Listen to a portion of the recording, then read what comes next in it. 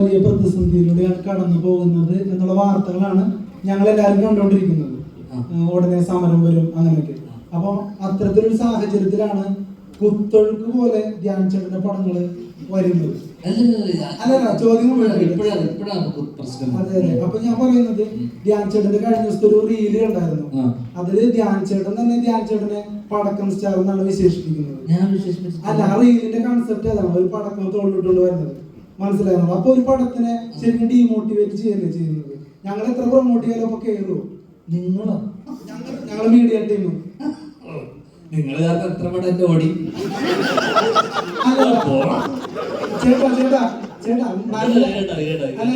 ധ്യാൻ ചേട്ടാ പരിപാടി ഞാൻ ഈ പരിപാടി കുറച്ച് കാണുന്നതാണ്.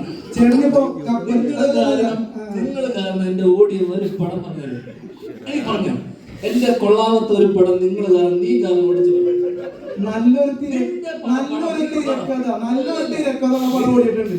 നല്ലൊരു തിരക്കഥ പടം ഓടിയിട്ടുണ്ട്. ചേട്ടൻ ഏത് നല്ല തിരക്കഥ പൊട്ടിയ പടം പറ. നീ തോറ്റു പോയിട്ട് ചേട്ടാ ചേട്ടാ കപ്പൽ മുതലാളി ഇപ്പൊ 21 ഗ്രാംസ് പറഞ്ഞു. അല്ലല്ല, കപ്പൽ മുതലാളി ഞാൻ പറഞ്ഞേ നിങ്ങളുടെ വിഷയത്തിൽ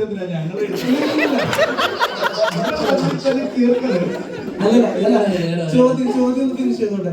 ചോദ്യം ഫിനിഷ് ചെയ്തോട്ടെ. അതായത് കപ്പൽ മുതലാളി താരതമ്യേന നല്ല പടമാണ്.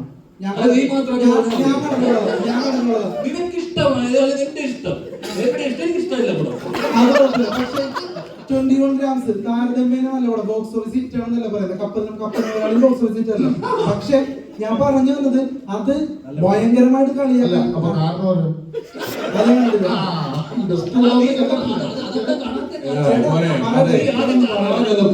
ഒന്ന് പറയട്ടെ, ഞങ്ങളുടെ പോയിന്റ് ഒന്ന് കേക്ക്. എന്റെ പോയിന്റ് കാരണം ഇപ്പൊ തന്നെ ഞാൻ പറയാം.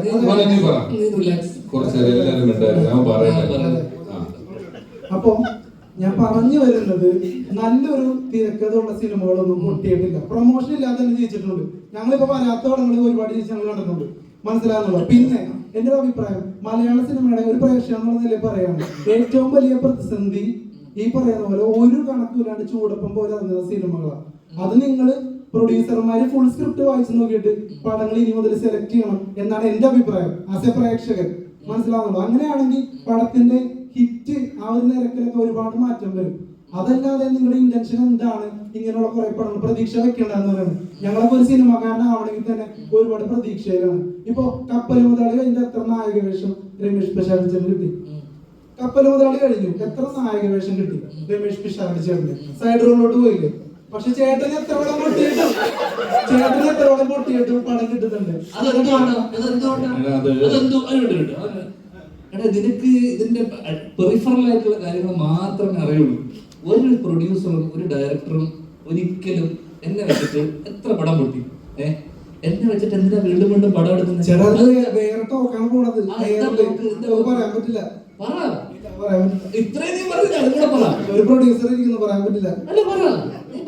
അതായത് ചേട്ടന്റെ കമന്റ്സിൽ വരുന്നത് കള്ളപ്പണം വെളുപ്പിക്കൽ സ്റ്റാർ എന്നൊക്കെ.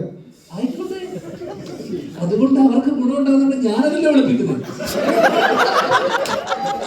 എനിക്ക് ഇതൊന്നും അതുകൊണ്ട് എനിക്കെന്താണ് ഗുണം? ആ രീതിയിൽ അവർക്ക് ഗുണം ഉണ്ടാകുന്നുണ്ടോ? അപ്പൊ എന്റെ പടയോ നഷ്ടമായിട്ടില്ല. എല്ലാരും വിളിപ്പിച്ചില്ലേ?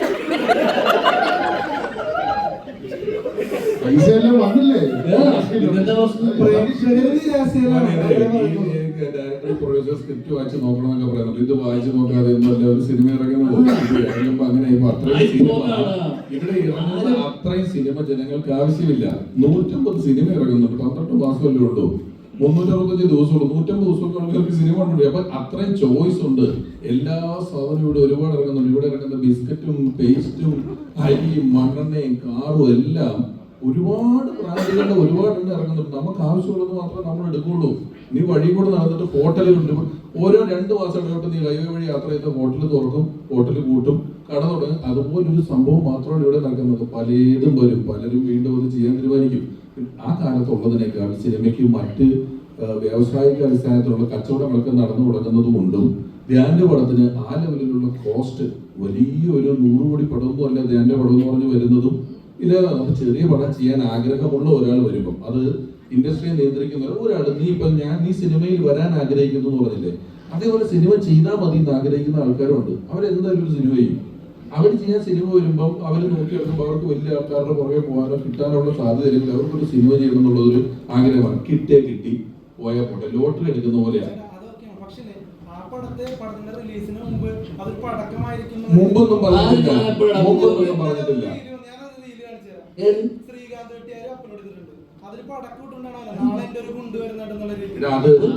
നിനക്ക് ഈ പ്രൊഡ്യൂസർമാർക്ക് ഇവിടെ ഇരിക്കുന്നവർക്ക് ഇല്ലാത്ത വേദന എന്താണ് നിനക്ക് നിങ്ങളെ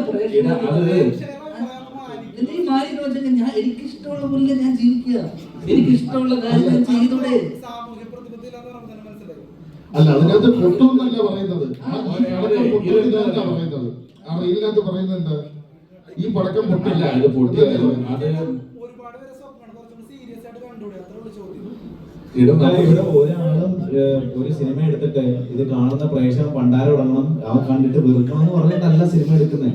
എല്ലാവർക്കും ആ സിനിമ ആരെങ്കിലും ഒക്കെ ഒരാളുടെ പേഴ്സണൽ ഫേവറേറ്റ് ആയിരിക്കും. ഈ സിനിമ കണ്ട് കുറച്ച് ആൾക്കാരിലേക്ക് എത്തണം, ആ പടത്തെ പറ്റി നല്ല അഭിപ്രായം പറയണം. അല്ലെങ്കിൽ അല്ലാതെ ഇത് കണ്ട് ആൾക്കാരെന്നെ ചീത്ത വിളിക്കണം എന്ന് പറഞ്ഞാൽ ആരും സിനിമ എടുക്കുന്നുണ്ടെന്നാണ് എനിക്ക് തോന്നുന്നത്. പിന്നെ ഞാൻ എങ്ങനെ ജീവിതത്തിനെ കാണണമെന്ന് നീയാണോ എനിക്ക് പഠിപ്പിച്ചു തരാം?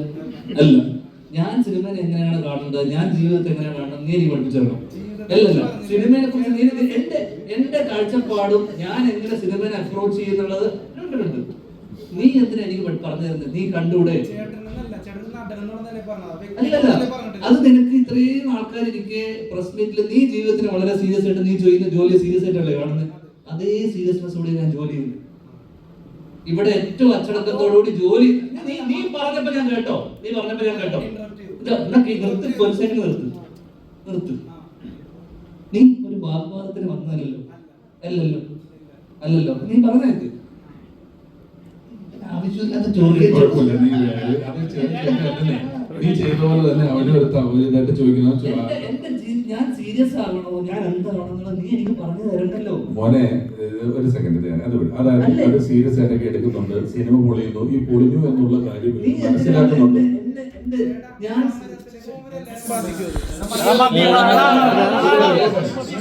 മോനെ സമരത്തിലേക്ക് പോകണമെന്ന് ഞങ്ങളല്ല.